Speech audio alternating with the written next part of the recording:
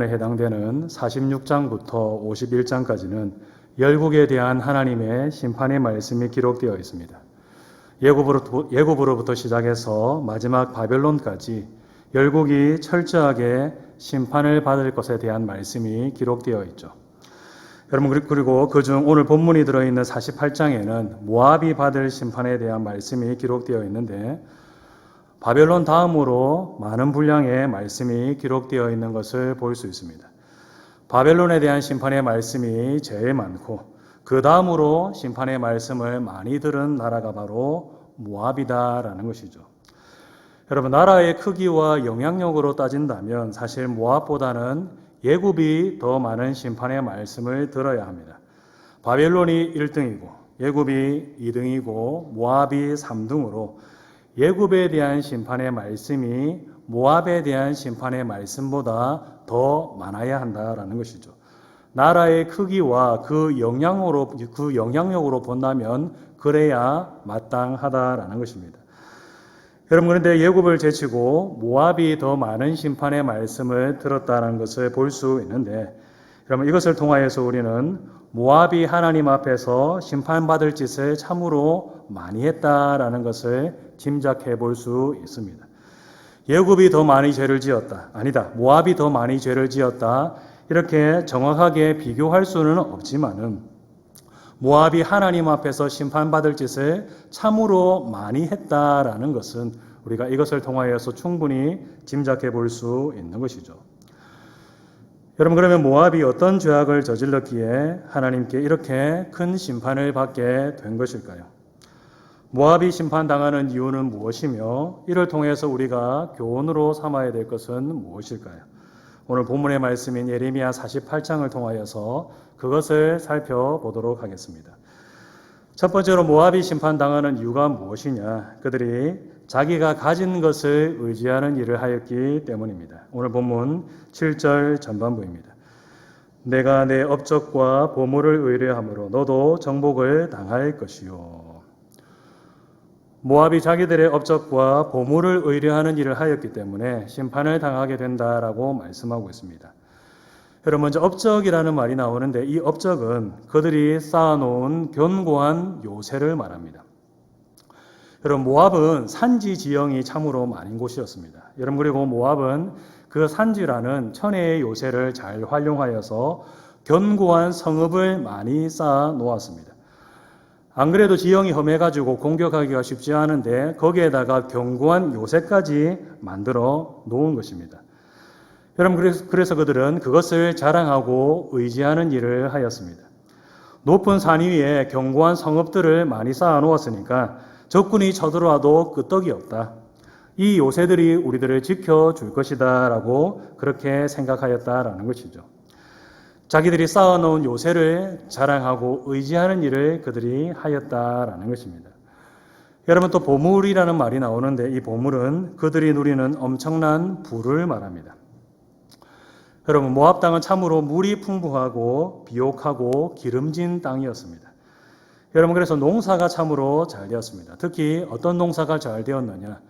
포도 농사가 잘 되었기 때문에 모압의 포도로 만든 포도주는 최상품으로서 주변 지역에 비싸게 팔려 나갔습니다. 여러분, 그래서 모압은 그러한 포도주 산업을 바탕으로 하여서 엄청난 부를 축적하였습니다. 부자 나라가 바로 모압이었다라는 것이죠. 여러분, 그리고 모압 땅은 농사에만 좋은 땅이 아니라 목축에도 참으로 좋은 땅이었습니다.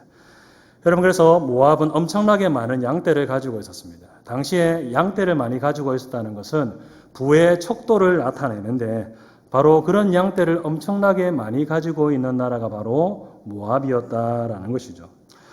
여러분, 그래서 모압 사람들은 그러한 부를 자랑하고 의지하는 일을 하였습니다. 우리가 이렇게 부자인데 누가 감히 우리를 건드린단 말이냐? 우리가 이렇게 부자인데다가 견고한 요새까지 있는데 이런 우리들을 누가 감히 공격할 수 있으며 누가 감히 건드릴 수 있단 말이냐? 여러분, 이렇게 자기들이 가진 요새와 부를 자랑하고 의지하는 일을 그들이 한 것입니다. 자기들이 가진 요새와 부가 자기들을 지켜줄 것이다라고 철석같이 믿는 일을 그들이 하였다라는 것이죠. 여러분, 근데 오히려 그런 그들에게 하나님께서는 뭐라고 말씀하시고 계신가 하면 너희들이 그런 것들을 의지하였기 때문에 내가 너희들을 심판하는 것이다 라고 말씀하시고 계십니다. 오늘 보면 7절 말씀이죠. 내가 내 업적과 보물을 의뢰함으로 너도 정복을 당할 것이요.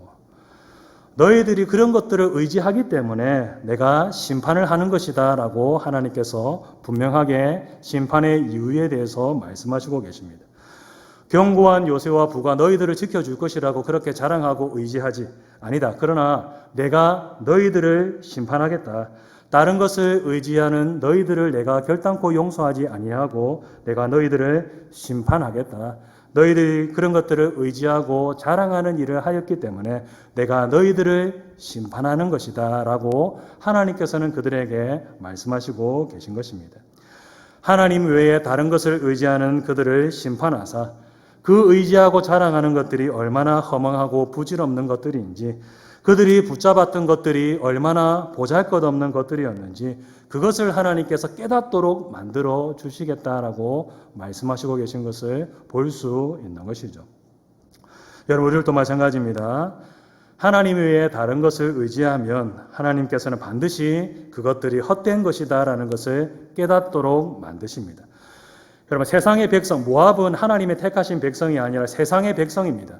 여러분들, 그런 세상의 백성도 하나님을 의지하지 않고 자랑하지 않고 다른 것을 의지하고 자랑했을 때에 하나님께서 심판하시는 일을 행하셨는데, 여러분, 하나님의 백성된 우리들이 하나님 외에 다른 것을 의지하고 자랑한다.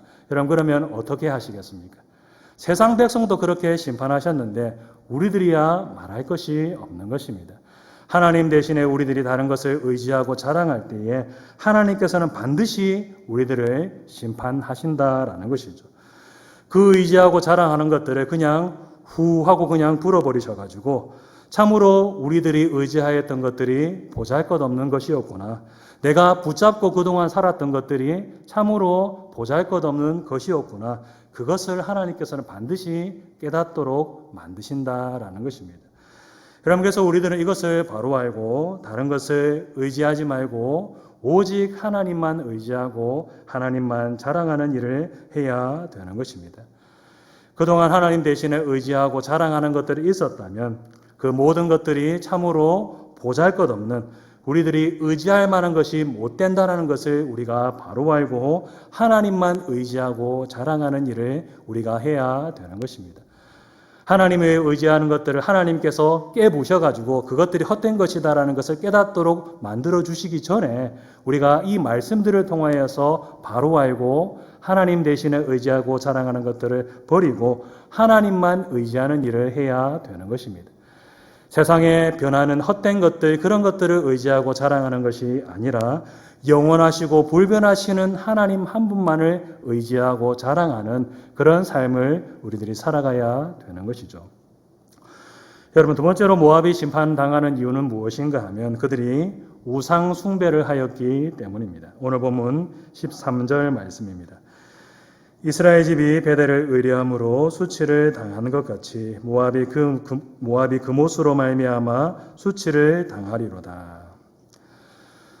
이스라엘 집이 베델을 의뢰했기 때문에 수치를 당한 것처럼 모압이 그못으로 말미암아 수치를 당하게 될 것에 대해서 말씀하고 있습니다.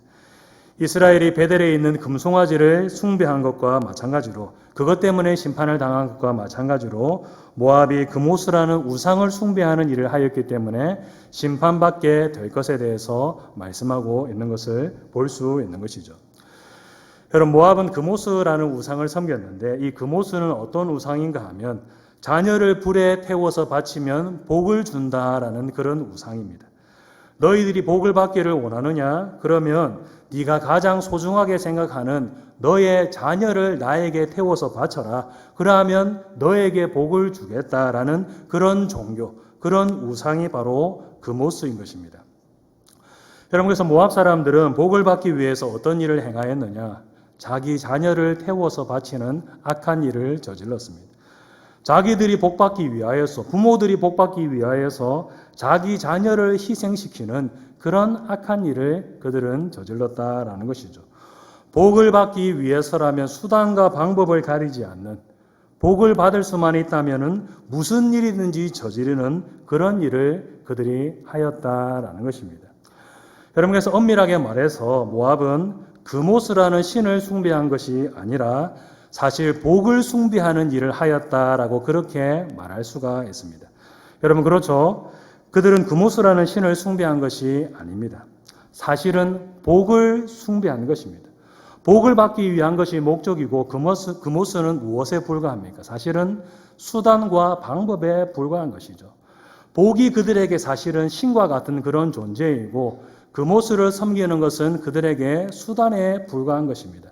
여러분, 그래서 그들이 그모스를 섬긴 것이 아니라 복을 숭배하는 그런 일을 하였다라고 말할 수가 있는 것이죠.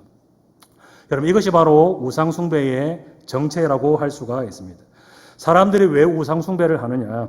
다 복을 받고 잘 먹고 잘 살기 위해서 우상숭배를 합니다. 우상을 섬기는 것은 사실은 수단에 불과한 것이고 그 목적 자체는 어디에 있느냐? 바로 복에 있는 것입니다. 복 받기 위해서 우상을 숭배하는 것이고 잘 먹고 잘 살기 위해서 우상을 숭배하는 것입니다. 여러분, 이것이 바로 우상 숭배의 정체이고 본질이다라고 할 수가 있는 것이죠. 여러분, 그런데 안타깝게도 우리들도 보면 어떤 일을 할 때가 있느냐? 바로 이러한 일을 할 때가 있습니다. 여러분, 예를 들어서 우리들이 하나님을 섬기는데 만약에 우리들이 복을 받기 위한 목적으로 하나님을 지금 섬기고 있다. 여러분, 그러면 이러한 일이 우상 숭배에 해당되겠습니까? 아니면 우상 숭배와 상관없는 일이 될까요? 이게 바로 우상 숭배에 해당되는 그런 일인 것입니다. 여러분, 앞에서 우상 숭배의 본질은 복을 받는 것에 있고 우상은 그 복을 받기 위한 수단에 불과하다. 복을 받는 것을 목적으로 신을 섬기고 있다면 그게 바로 우상 숭배다라는 말씀을 드렸는데, 여러분, 우리들이 하나님을 섬기는 이유와 목적이 복을 받는 데 있다면 여러분 어떻습니까? 그것이 바로 우상 숭배와 다를 바가 없는 것입니다. 나는 하나님을 섬기는데 나는 다른 우상을 섬기지 않는데 그렇게 변명해 보았자 소용이 없는 것이죠. 하나님을 섬기는 이유와 목적이 하나님을 사랑해서가 아니라 복을 받기 위한 것에 있다면 그게 바로 우상 숭배다라는 것을 우리가 분명하게 바로 알아야 될 필요가 있는 것입니다. 복을 받고 잘 먹고 잘 사는 것이 목적이고 하나님은 그 복을 받기 위한 수단에 불과하다면, 우리에게 하나님이 수단에 불과하다면, 목적이 아니라 수단에 불과하다면 그게 바로 우상 숭배이고, 이런 우상 숭배자들을 하나님께서는 결단코 용서하지 아니하시고 심판하신다라는 것을 우리가 분명하게 알아야 되는 것입니다. 여러분, 그래서 이것을 바로 알고 복을 받기 위해서 하나님을 섬기는 것이 아니라 하나님을 사랑하기 때문에 하나님을 섬기는 그런 삶을 살기 위해서 우리들이 힘써야 될 필요가 있는 것입니다. 잘 먹고 잘 사는 것, 이것이 복이 아니라 하나님 자체가 복입니다. 내 삶의 진정한 복은 하나님께 택함을 받고 하나님의 자녀가 된 것, 이것이 내게 가장 큰 복입니다. 하나님 자체가 복입니다. 그래서 제가 하나님을 사랑하는 것이고 하나님을 섬기는 것입니다. 여러분, 이런 고백으로 우리들이 삶을 살아가야 될 필요가 있는 것입니다. 복 받기 위한 목적으로 하나님을 섬기는 것이 아니라 하나님을 사랑하기 때문에 하나님을 섬기는 그런 삶을 살기 위해서 힘써야 되는 것이죠. 여러분, 세 번째로 모압이 심판당하는 이유가 무엇인가 하면 그들이 교만하였기 때문입니다. 오늘 본문 29절 말씀입니다. 우리가 모압의 교만을 들었나니 심한 교만 곧 그의 자고와 오만과 자랑과 그 마음의 거만이로다. 모압이 얼마나 교만한지를 나타내기 위해서 반복법을 사용하면서 강조하고 있는 것을 볼 수 있습니다.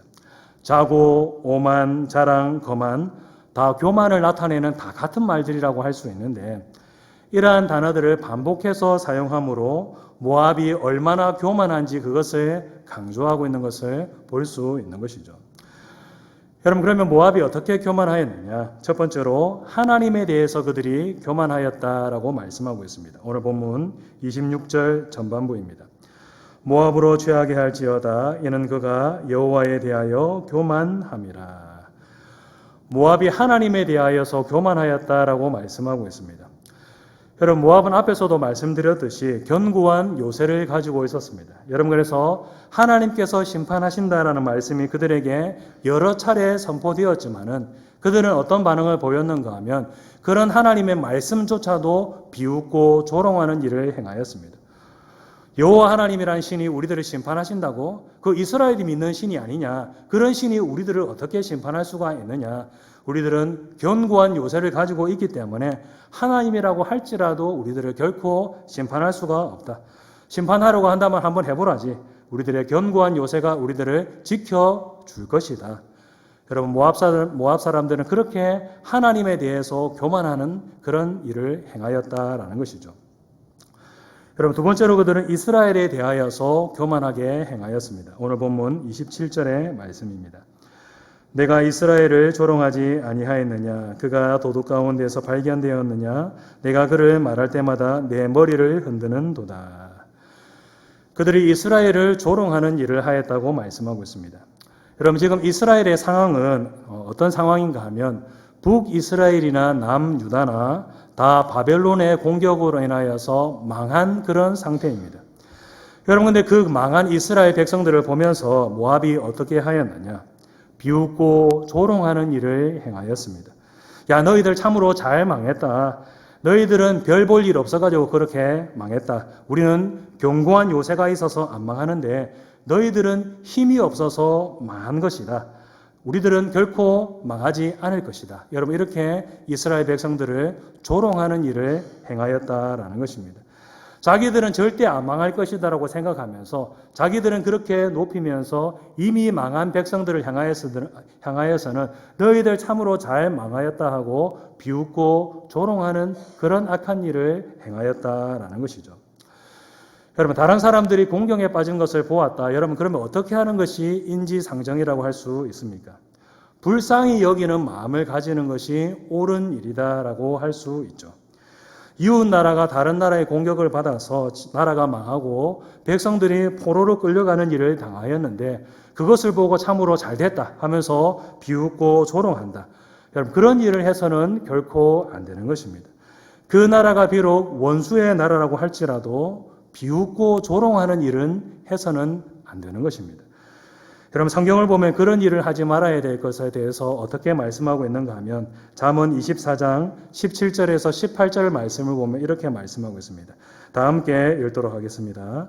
내 원수가 넘어질 때에 즐거워하지 말며 그가 엎드러질 때에 마음에 기뻐하지 말라.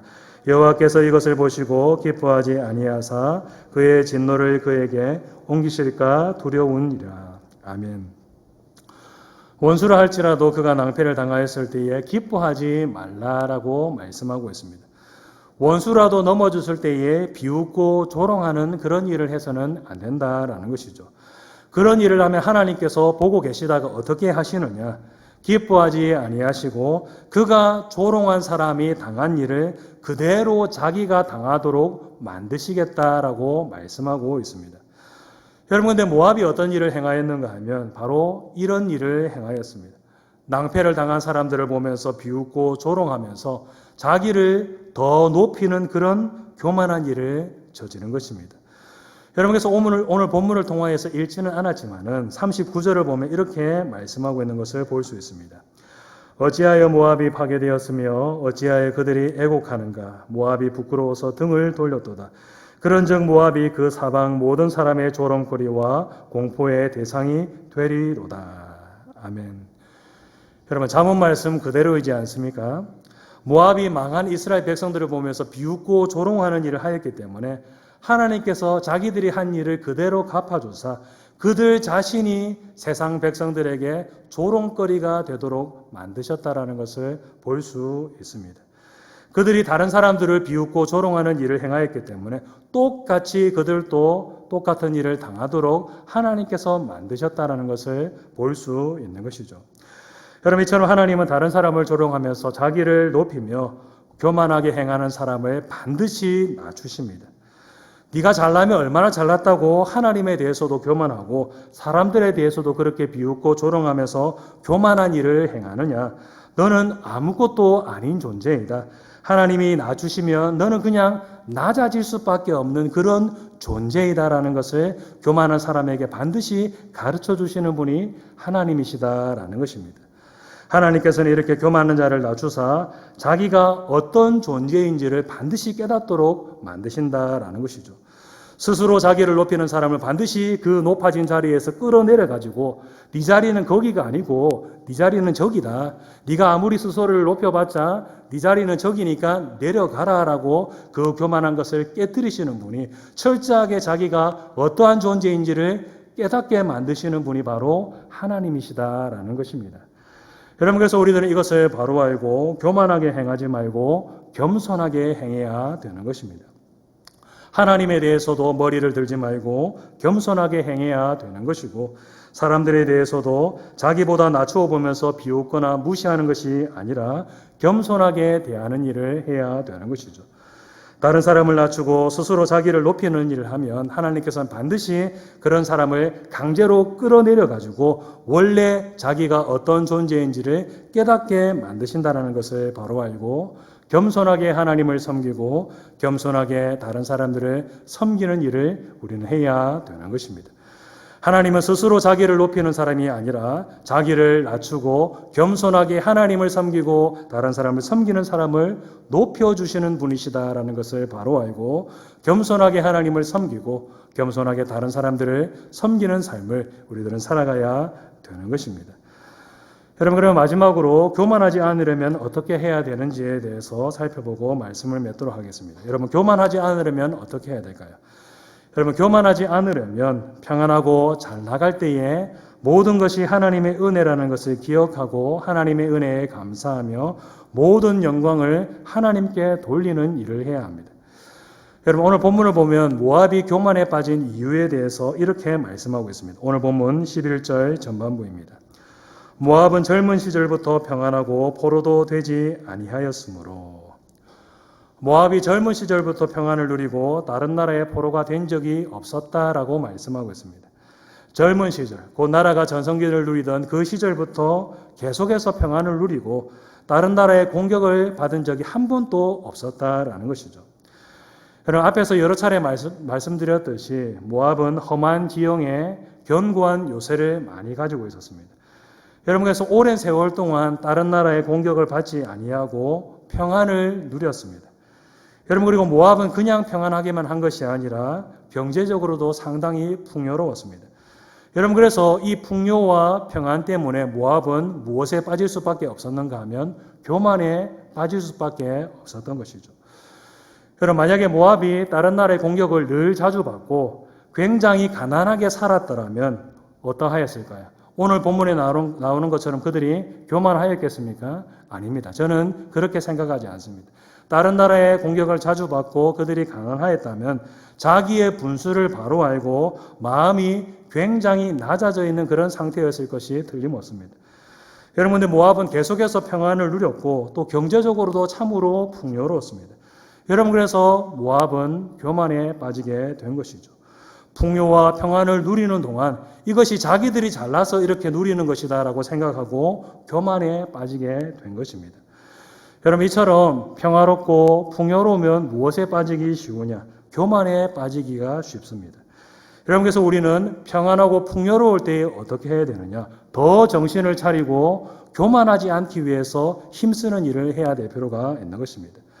평안하고 풍요로우면 우리 마음 가운데 어떤 마음이 계속 일어나게 되는가 하면 이것이 내가 잘나서 누리게 되는 것이다라는 생각이 계속해서 일어나게 됩니다.